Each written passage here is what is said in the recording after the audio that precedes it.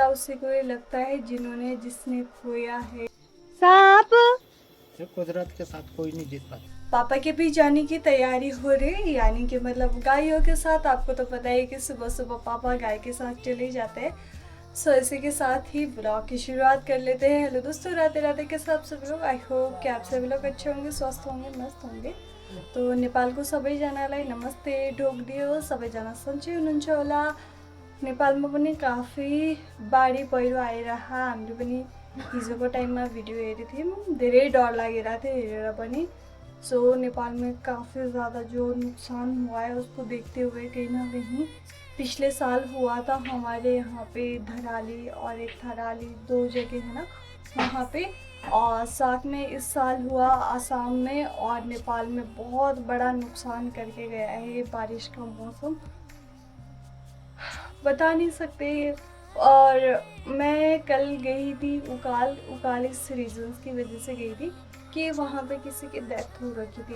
अब हम मुंह से यही बोल सकते हैं कि शांत रहो, चल जाने वाले चले गए हैं ना। बट पता उसी को ही लगता है जिसने खोया है, जिसके ऊपर बीतती है वही फील कर सकता है।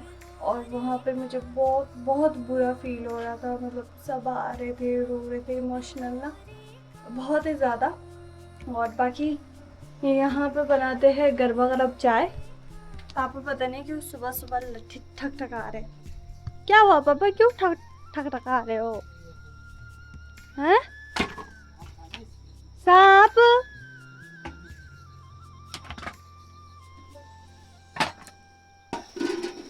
आज सुबह सुबह हमारे यहाँ पे जो आउटर किचन है, रोज खाना बनाते यहाँ पे घुसे।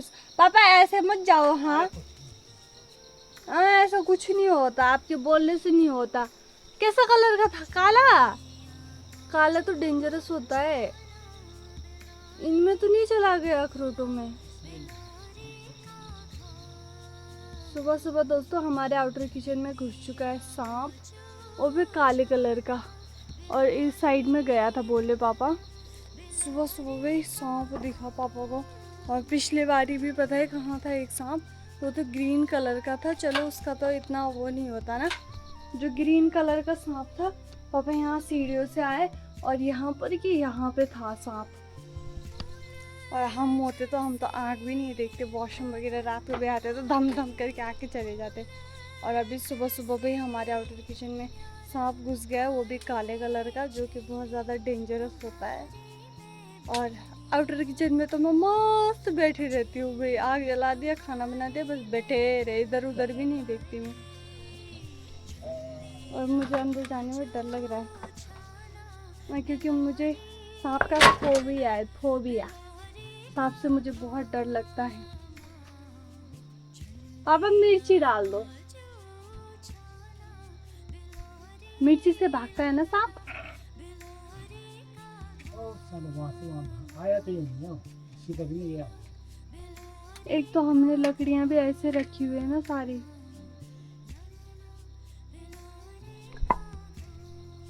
मेरे पतिदेव मस्त है कि सांप आया है भाई, काले कलर का था। तभी तो खेतों में, झाड़ियों में बड़ा मुश्किल होता है। और हमने लकड़ियां ऐसे रखी हुई है ना। लड्डू, ओए सांप घुस गया आउटर किचन में। हाँ उठो। तुमने उसे पकड़ा नहीं? पापा पता नहीं क्या कर रहे, जहर मारा नहीं उसे? किचन में कैसे घुस गया? मुझे फोबिया है यार सांपों का। वो भी है। क्या करती है? मुंह देती है, हक देती है, उल्टी कर देती है, बेहोश हो तो जाती है। सांप अगर दिख जाए ना, मेरे दिमाग में चढ़ता ही रहता। और मुझे जब तक वो डर का माहौल बना रहता है। देखो इसको, देखो इसका बिस्तरा कहाँ है और सोया कहाँ है मेरे बिस्तरे में।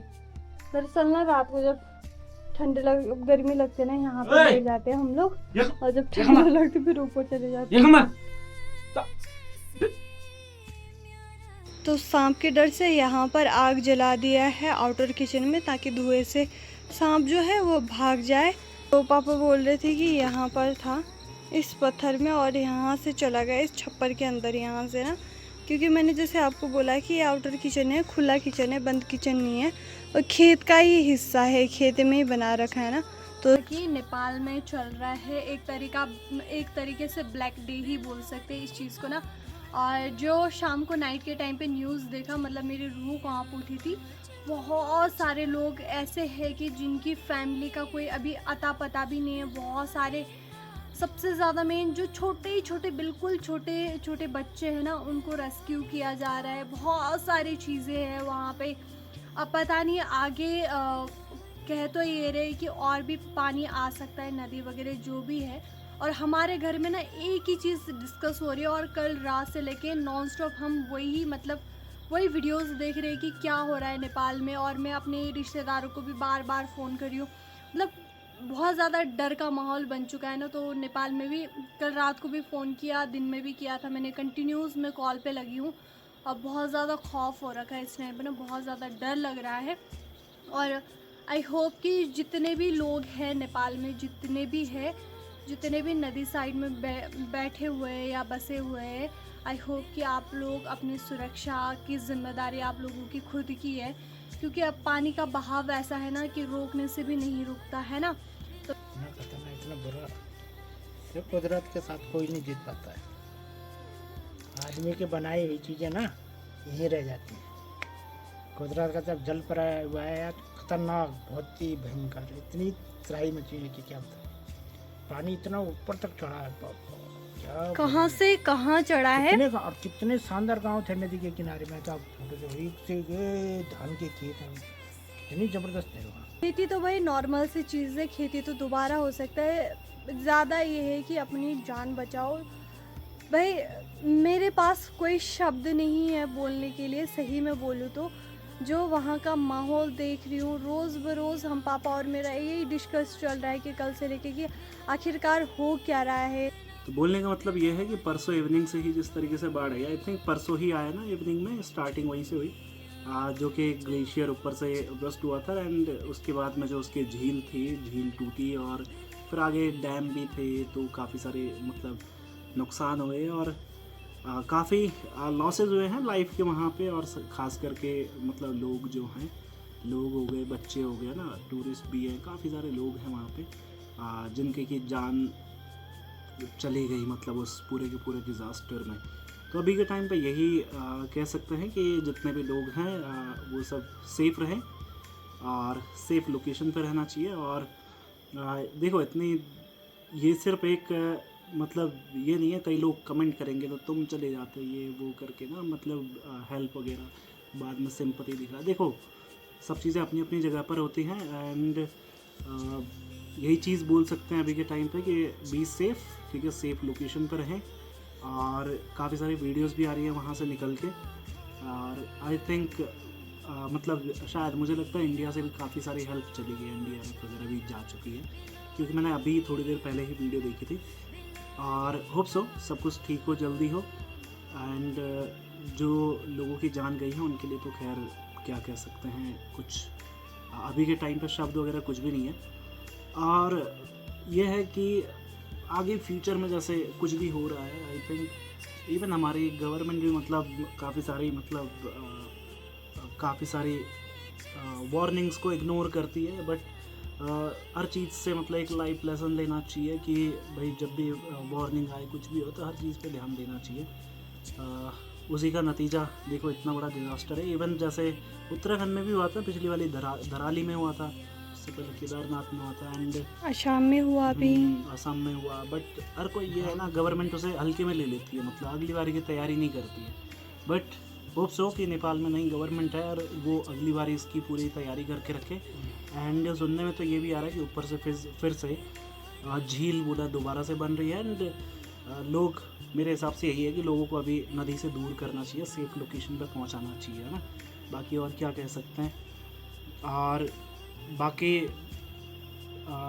यह है कि यार यहाँ से क्या कह सकते हैं, कुछ भी हाथ में नहीं होता है, कुदरत है। और प्रकृति से आई थिंक प्रकृति का रास्ता किसने रोका, ठीक है। इवन आपने काफ़ी सारी वार्निंग भी देखी होगी, इंडिया में भी जैसे भाखड़ा डैम है, उस पर भी आपने सुना होगा कि वो कुछ मिलीमीटर झुक चुका है, मतलब ना टिल्ड हो गया है। एंड काफ़ी सारी लोकेशन पे इवन वो जो बाढ़ आ रही है वो जैसे बिहार में एंटर करेगी या कर चुकी है।